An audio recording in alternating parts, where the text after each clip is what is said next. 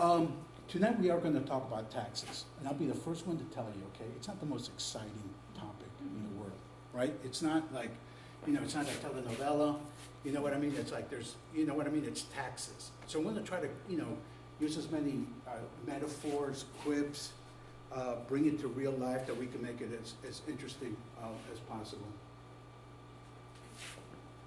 These are the new brackets, right? And basically it's, 10% from 0 to 19,050. And then these brackets stay pretty much the same, right? And they show where they were in 2017 and then where they were now in 2018. So for the most part, it did drop down. If this was it, then it would be great, but it's not, of course. Like I said, Congress had to kind of tweak and change things. They become effective January the 1st of this year, and they're set to expire in 2025. There is talk of what they call a tax plan 2.0, of what part of it will be is that they want to they want to go ahead and make this permanent, but right now it isn't. And that's one of the things I'm talking about, because you can always say, well, it's only going to be good for 7 years. For us, it's what can we do for you in 2018, 2019, maybe do something for 2020, okay? But we don't go out to the, you just don't, how can I explain? You just don't build your house, you don't do long-term financial decisions based on something that could happen. We based on what's reality is right now. By the way, it's a pretty informal thing, so if I'm talking too fast, you have questions, okay, just raise your hand. This is a little more complicated, the previous slide, and this just shows you exactly that. For instance, here it's $1,905, which is the 10% of that. I bet that there is can you see that red thing? Yeah, good. Okay, that's a lot better than my finger in there. So 10% of that, that's $1,905, and 12%.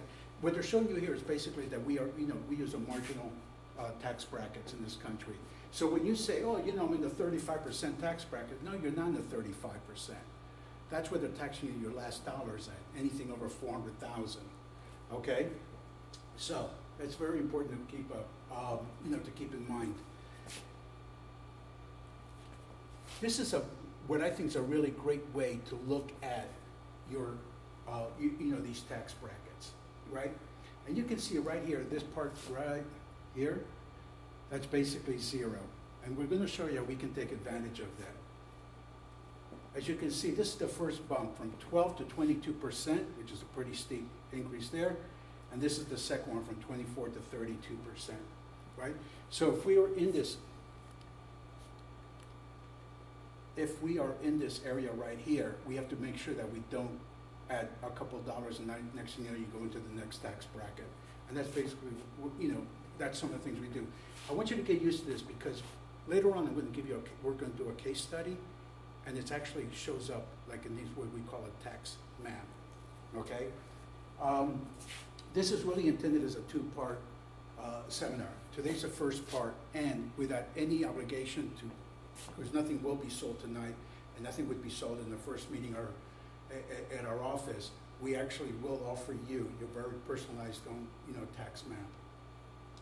So, capital gains and qualified dividends. The whole idea about capital gains is that they wanted people to make investments in the country and keep them long term, because investments, whether it's in real estate or in buying stocks or opening businesses or buying equipment, whatever it may be, right? That is obviously in the good of the economy and the good for society. And so what they wanted to do is the people that were really serious about, doing it as opposed to just a quick trade, if you held it more than a year, it was a long-term capital gain.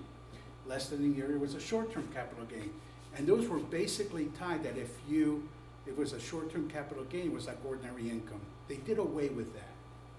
They did away with that, and they went to this, okay? So these are the long-term capital gains brackets. And basically, if you make less than $77,200, your capital gains bracket is actually 0, right? Now this is really advantageous. As a financial advisor, many times, I look at somebody's portfolio, and if somebody needs money, you know, I try not to sell anything that's gonna produce a long-term capital gain, especially a short-term capital gain, right? But under this new thing, because if I knew that my client, you know, maybe they're only taking Social Security, or they're not, you know, maybe they're getting, all they need is $50,000 or $60,000 a year. That gives me, like, space to go ahead and take profits on long-term capital gains, right? As opposed to maybe knowing you have to get out of something or you're not sure, but, you know, because sometimes the only difference between staying in something and getting out of something is whether or not you have to pay the long-term capital gains. So these are the new brackets for the long-term capital gains, right? And so this is basically it, right here, all the way up to 70, something like that, right, is the 0, and then it goes to 15% and then 20%. But under the new structure, you never pay more than 20% on long-term capital gains or dividends.